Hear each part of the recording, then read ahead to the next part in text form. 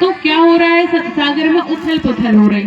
तो संसार में भी तो यही उथल पुथल है ना, कि कभी सुख आता है, कभी दुख आता है, कभी हम बहुत प्रसन्न हो जाते हैं तो कभी हम बहुत ज्यादा निराश हो जाते हैं। यही होता है ना संसार में। तो संसार में भी उथल पुथल है और सागर में भी क्या है, उथल पुथल है। तो एक तो ये विशेषता हो गई उसकी कि मतलब क्या समानता है दोनों में, उथल पुथल दोनों में है। सागर में भी उथल पुथल हो रही है और संसार में भी उथल पुथल हो रही है। स्थिरता नहीं है दोनों में, है ना। दोनों कैसे हैं, अस्थिर हैं।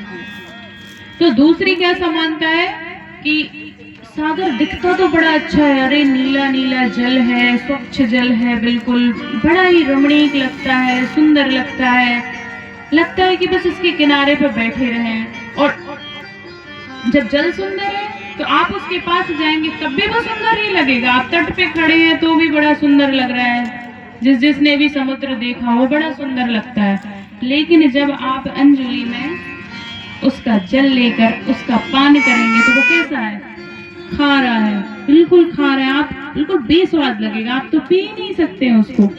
तो दिख कैसा रहा है, बड़ा ही आकर्षक दिख रहा है, लेकिन आकर्षक तो है लेकिन सेवन करने योग्य नहीं है। ऐसे ही संसार आपको बड़ा सुंदर दिखता है। जब आप किसी को देखते हो कि अरे फलाने का मकान बड़ा अच्छा है, फैक्ट्री बढ़िया चल रही है, उसके बेटे भी बढ़िया है, सब कुछ बढ़िया, आप दुखी हो गए कि हमारे पास तो कुछ भी नहीं है ना। उसका जीवन बड़ा ही अच्छा है। हमें दूसरों का ही जीवन तो अच्छा लगता है ना, अपना जीवन तो सबको बेकार लगता है। तो ऐसे ही दूसरे का जीवन हमें आकर्षक लगता है। संसार आकर्षक बहुत है लेकिन इसमें कुछ भी नहीं है, ये वास्तव में खारा है। जैसे समुद्र खारा है वैसे ये संसार भी खारा है। तो ये तो दूसरी समानता हो गई। एक समानता थी कि अस्थिर है दोनों, और दूसरे क्या है कि बेस्वाद है, खारे हैं। आकर्षक तो दिख रहे हैं लेकिन इसमें रस बिल्कुल भी नहीं है, नीरस है। तो तीसरी समानता क्या है कि तीसरी समानता क्या है कि जब हम एक तट पर खड़े होते हैं तो हमें वही तट दिखता है, दूसरा छोर दिखता है सागर का। किसी ने देखा है दूसरा छोर सागर का? कि जैसे आप आज नर्मदा जी के किनारे पे खड़े हैं तो आपको दूसरा तट दिख रहा है नर्मदा जी का, लेकिन सागर का तट तो नहीं दिखता है ना। जहां तक आपकी आंखें जाती हैं वहां तक जल ही जल होता है कि नहीं होता? तो तट दिखाई नहीं देता है, एक ही तट का दर्शन हमें होता है। तो ऐसे ही संसार है कि आपको जन्म का तट तो दिख रहा है लेकिन मृत्यु का तट आपको नहीं दिखता है। नहीं दिखता ना मृत्यु का तट। किसको देखा मृत्यु का तट? नहीं दिखा ना।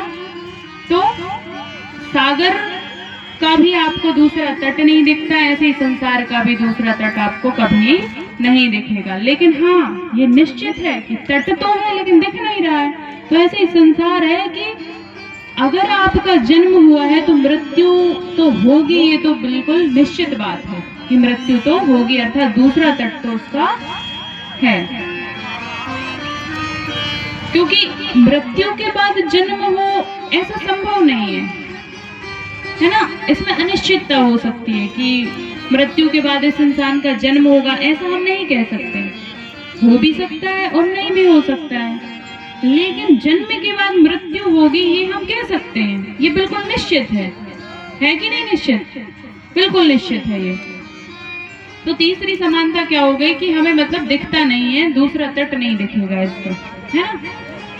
चौथी क्या है कि सागर का संबंध किससे होता है? चंद्रमा से। आप लोगों ने सबने सुना होगा, है ना, कि सागर का संबंध किससे है? चंद्रमा से।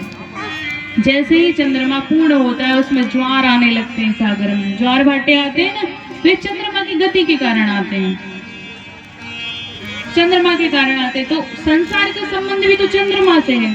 अब आप कहेंगे चंद्रमा से कैसे है संसार का संबंध? तो चंद्रमा किसका कारक है? चंद्रमा है मन का कारक। किसका कारक है? मन का कारक है। जैसे जैसे चंद्रमा, ऐसे बोलते कि 2.5 दिन में चंद्रमा की गति मतलब बदलती रहती है, तो मन भी हमारा बदलता रहता है। तो मन और चंद्रमा का संबंध है।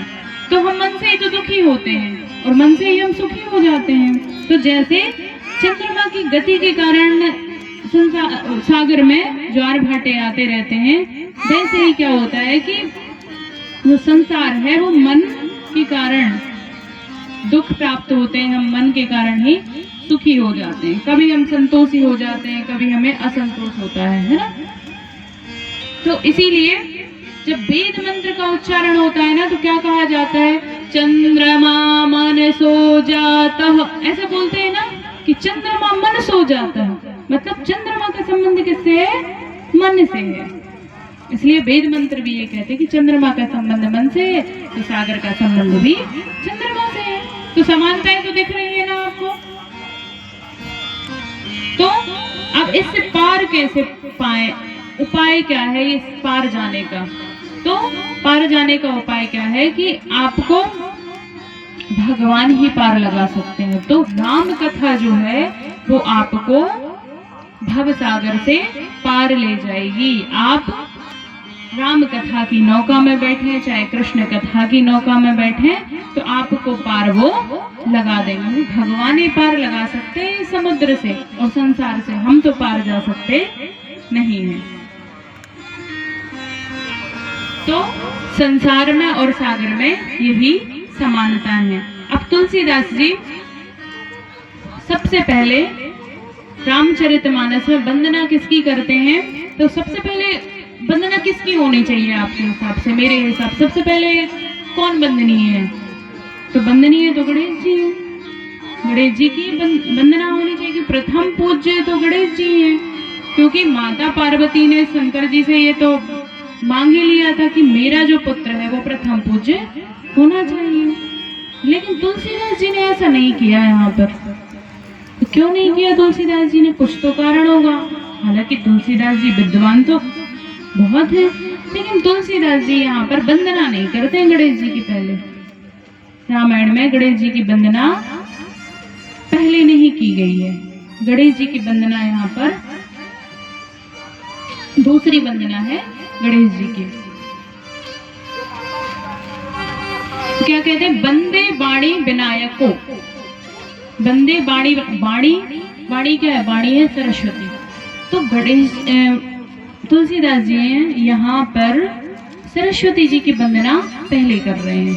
क्यों कर रहे हैं, तो यहाँ पर प्रश्न जब पूछा तुलसीदास जी से कि आपने गणेश जी की वंदना क्यों नहीं की पहले, पहले तो आपने सरस्वती जी की वंदना कर दी, ऐसा आपने क्यों किया, आप तो बड़े विद्वान हैं और गणेश जी प्रथम पूज्य हैं, तो आपको पता तो होगा ही कि गणेश जी प्रथम पूज्य हैं, तो पहले वंदना उन्हीं की होनी चाहिए, लेकिन आपने तो ऐसा किया नहीं। तो तुलसी बाबा यहाँ पर उत्तर देते हैं कि सरस्वती किसकी देवी है, बुद्धि की देवी है। तो बुद्धि ही पहले निश्चित करेगी कि, बुद्धि ये बताएगी ना हमें कि गणेश जी प्रथम पूज्य हैं, बताएगी कि नहीं, बुद्धि तो पहचान कराएगी।